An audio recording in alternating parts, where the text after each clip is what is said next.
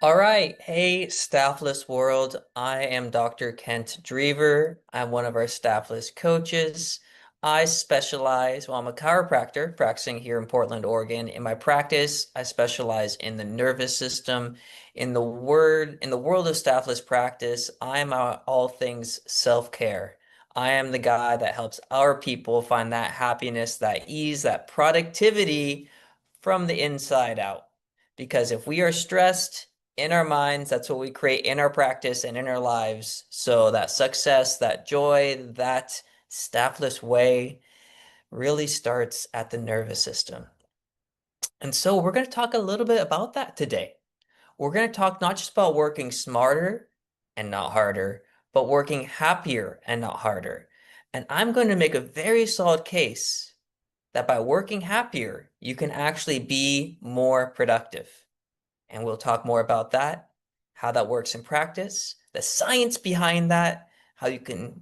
Okay, I'm getting ahead of myself. First and foremost, I'm going to invite us to take a 2-minute pause. A pause is doing absolutely nothing. That means you can close your eyes or you could keep them open. Maybe you readjust your posture. And during this 2 minutes, to settle into a more regulated, easeful state, I encourage you to slow your breathing down just a little bit.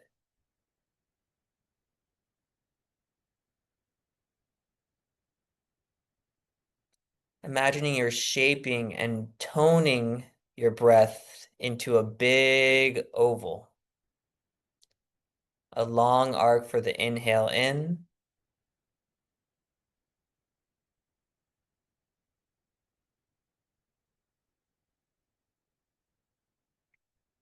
and a long arc for the exhale out.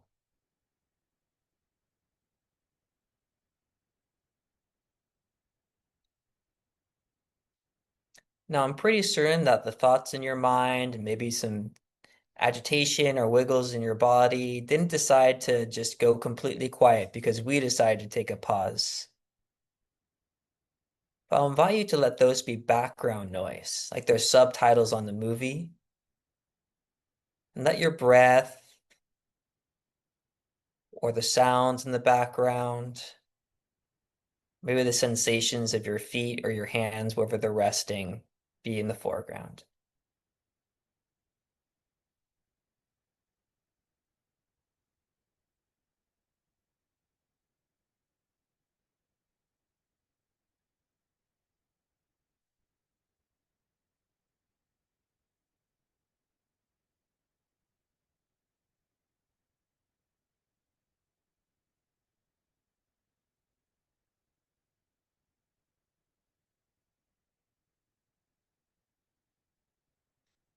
All right, now we can begin. Welcome.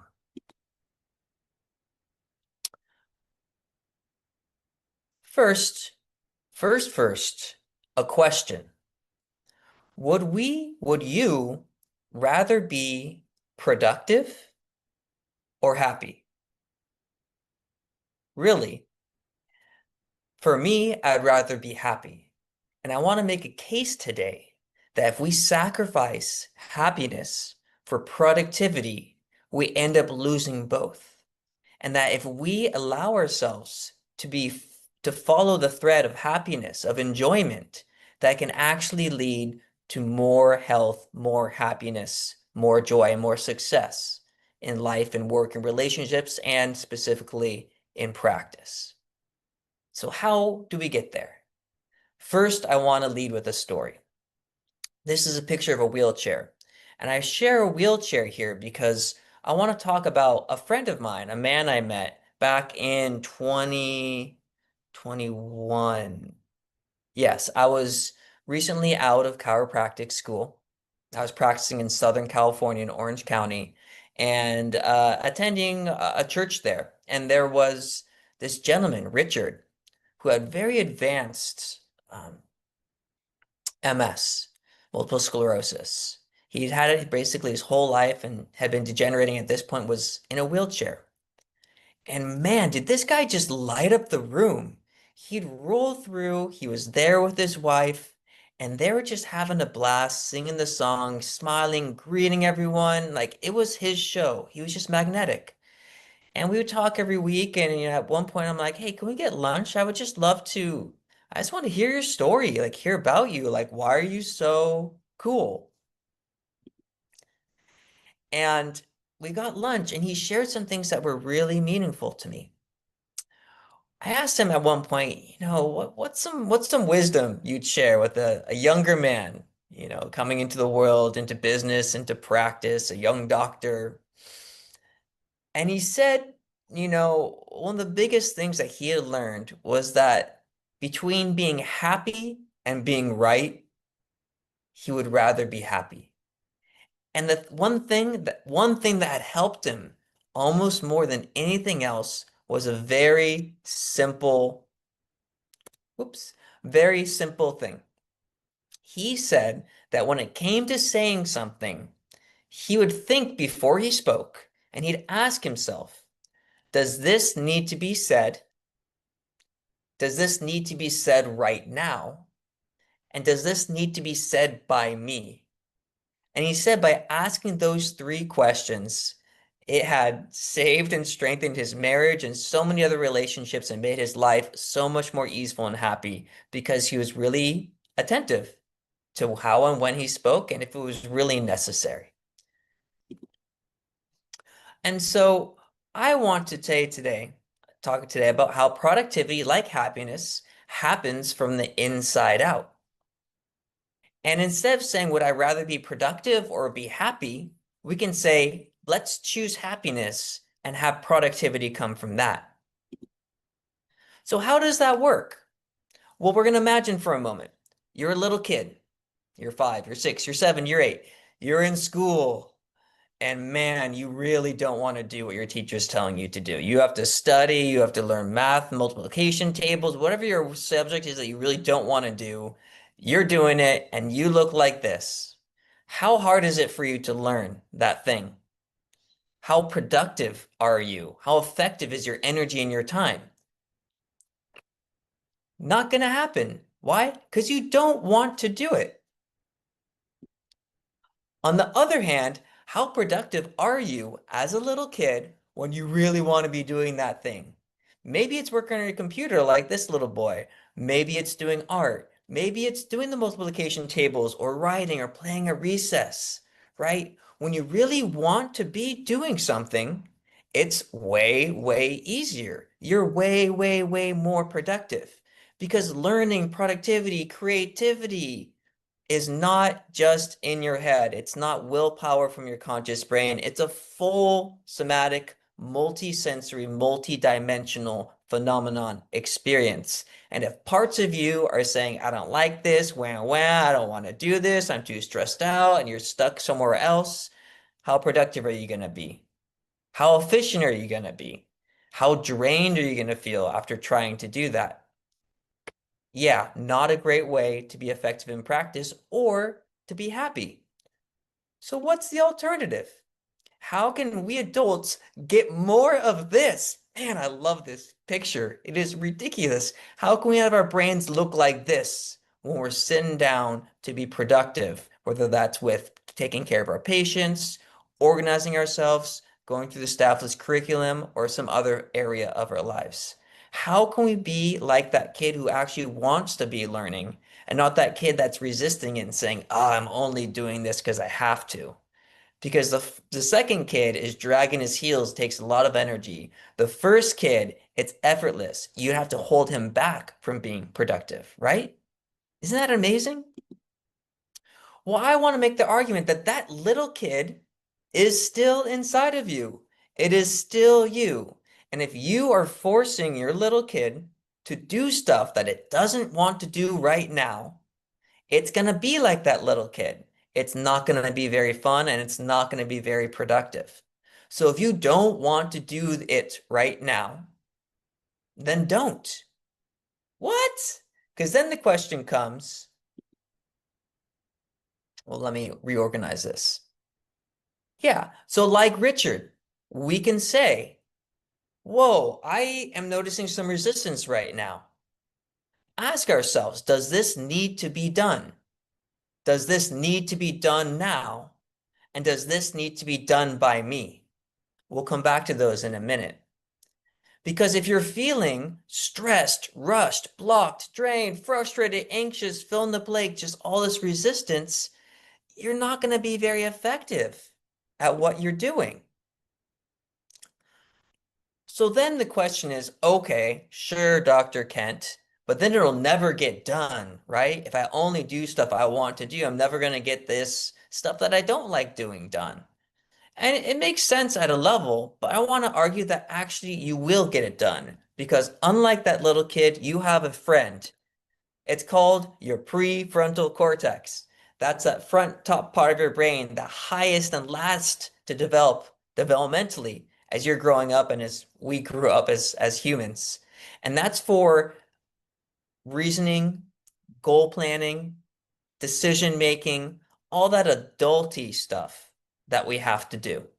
And so, whereas the little kid doesn't have access to that prefrontal cortex where they can decide, hey, you know what? I kind of don't want to do this right now, but it's really, really important for these other reasons. So I am going to do it right now, right? He's just going to be heels in the ground. You can make that decision for yourself. And that's where these questions can help you so much. Because if it doesn't need to be done right now, if it doesn't need to be done at all, if it doesn't need to be done by you, and you're feeling that resistance, you can go reset and do something else. And then maybe at the different times when it does need to be done, does need to be done by you, you can engage your prefrontal cortex and you'll say, wow, even though this is something that I don't love doing usually, it's really important to me because of this deadline, because of this relationship, because of this higher order principle or goal in my life that I actually get this done right now. And when you are aligned with those higher reasons for doing that thing, what's that going to do for your motivation? It's going to help you.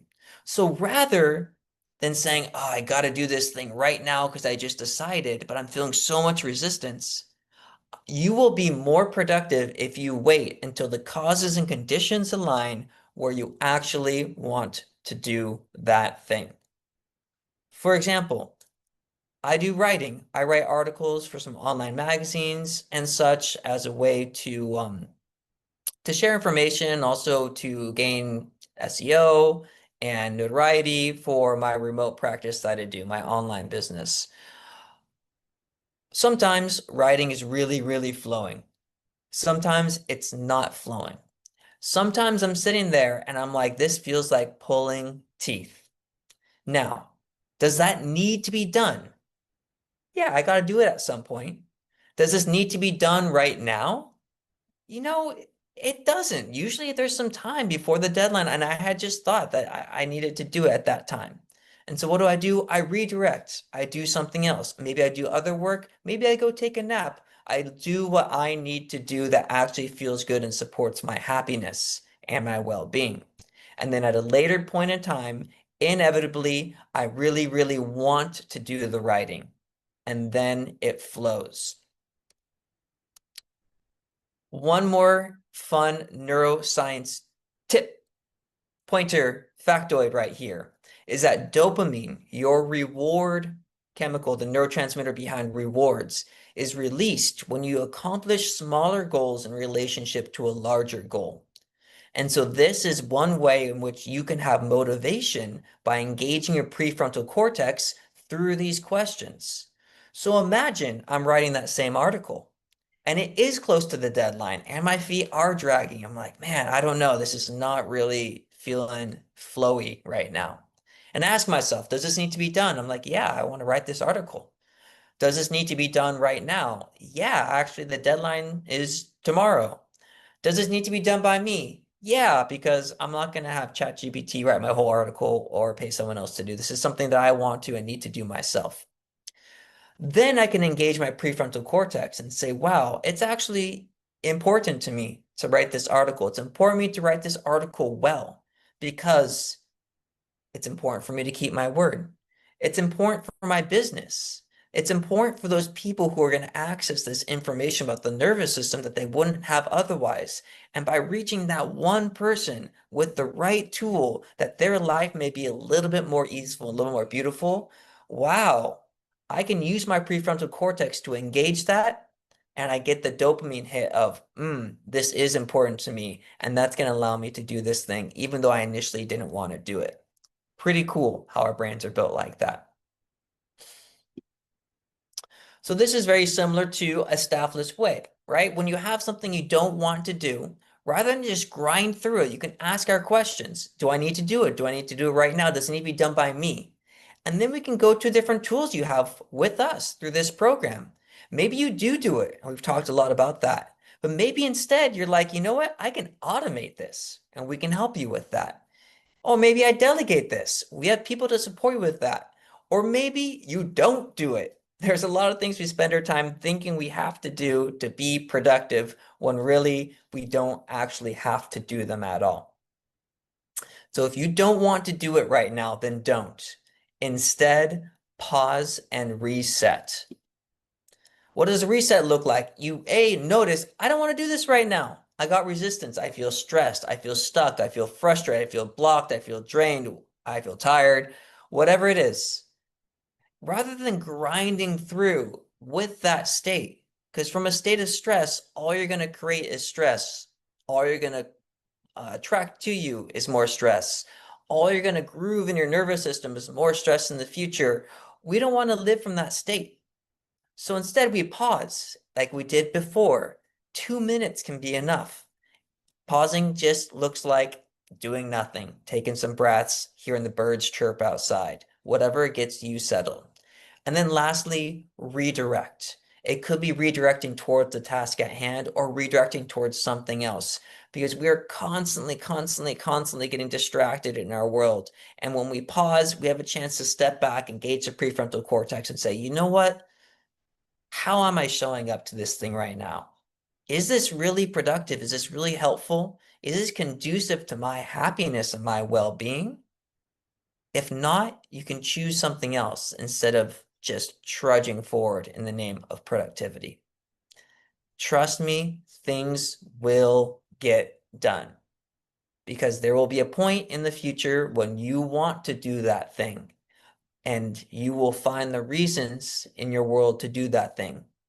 Or you just won't do it because it's not important. And you wouldn't have known if you just kept doing it for the sake of doing it, right? So that is the case that between happiness and productivity, we need to choose happiness and be aware of our state. If we sacrifice happiness for productivity, we lose both. But if we can choose and hone in and practice happiness, productivity will come. And so I want to share in closing a quote from Richard Koch, who wrote the 80-20 principle. You've probably heard that before, 80-20 this, 80-20 this. 80% of the results come from 20% of the effort. There's that natural, inevitable, disproportionate relationship between energy in and results out. And I love this quote. He has a lot of great quotes. Excellent guy to read. And also one of the wealthiest men in the world and a self-proclaimed intelligently lazy person. He says, it is not the shortage of time that should worry us, but the tendency for the majority of time to be spent in low quality ways. And so if we stay in stress for the sake of productivity, it's a low quality way to spend our energy, and it's ultimately not productive. I believe that being in a state of happiness, these life-affirming states, is a very high quality way to spend our time. And from that comes productivity.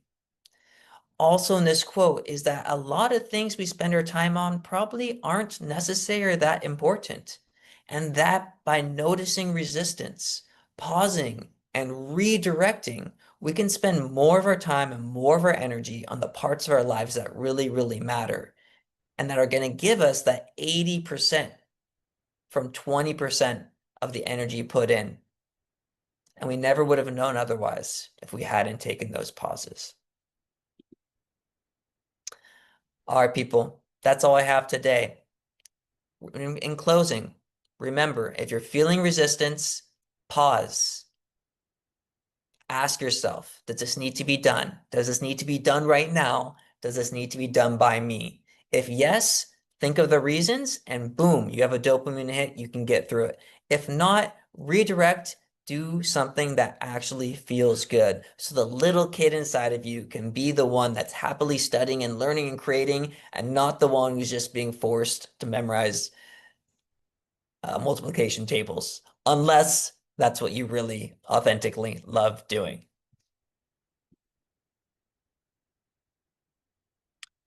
All right, all. We're just at 20 minutes. That's exactly what I was going for. Thank you all for coming. We'll answer some questions right now, and I'll pause the recording. Cool. Hey, Sean, welcome. You caught me mid-monologue, so I didn't get a chance to welcome you. Um, Jeanette, Sean, any shares, comments, questions, feedback? Thank you. That was really nice, nice presentation and definitely timely. Um, it's interesting how throughout the life stages, grappling with how to be productive can be really different in different times. I feel like in my 20s, I was pretty hyper productive, doing a lot of things that I really loved, and I got used to that level of productivity. And then in my mid 30s, when I went back to school to become an acupuncturist, it was just a whole different ball game, and it wasn't it wasn't necessary. At least it was something I deeply wanted to do, but it was so out of my norm. The actual tasks that needed to be done, the studying, the tests, the long grueling hours of trying to master a topic or subject. I got out of that groove of doing it because I enjoyed it. It just kind of I started feeling like I was doing just like the bare minimum what needed to be done to appease the timelines that were dictated by somebody else. And then now I've been in practice for myself for 6 years, and the the motivation to get things done is all internal. Um, But again, I want to be treating patients, not necessarily chasing down insurance claims um, or rewriting my intake form um, I want the results of these things, but I don't necessarily enjoy the activity of them. And so I've been trying to work on my trust issues and handing these sorts of things off, because I do recognize that I don't need to be doing them. And so I'm still kind of in the process of finding the right team to take those things that I know that I don't want to do off my plate, and keep focusing on things that bring joy. Mm. So thanks for kind of bringing a lot of this thoughts and stuff to the forehead. And it's always nice to have a little structure, some cues and reminders to work through when you notice that things are getting tough. Yeah. So yeah. Amen. Thank you. Yeah, thanks for sharing. Um, yeah, I think that resistance, I know for me that resistance is like ding, ding, ding, ding. You know, I could do this differently. And maybe it is I still have to do it, but that's when I'm like, this could be done later, or I could automate this. Especially working with coaching clients here, it's like, oh, is that coming up every week? Like, is there resistance around that same thing week after week or day after day? I think that Mhm. self-awareness that you shared of like noticing that in yourself is key because then you can do something about it. Yeah, for sure. Cool. And also nice to meet you. We haven't worked Yeah. together, Yeah, so you too. thanks for Thanks. showing up. I've had a suite for a while, but I haven't been a lot of the East Coast timelines don't mesh with my treatment schedule. So I don't I end up watching these afterward often, but had a hole in my schedule today, so glad to make it. Cool. Jeanette, anything you want to share before we close? Questions, comments, feedback? No, Sean said it perfectly. Um, Sometimes you just have to push yourself and get things done, though. Or you have to query, is there resistance because there's maybe a subconscious blockage there as well? Right? Just a thought. Yeah. Definitely. That's such a good point. I find the answer is usually yes. Thank Awesome, you. guys. Thank you guys so much. I'll see you soon. Have a beautiful day in practice.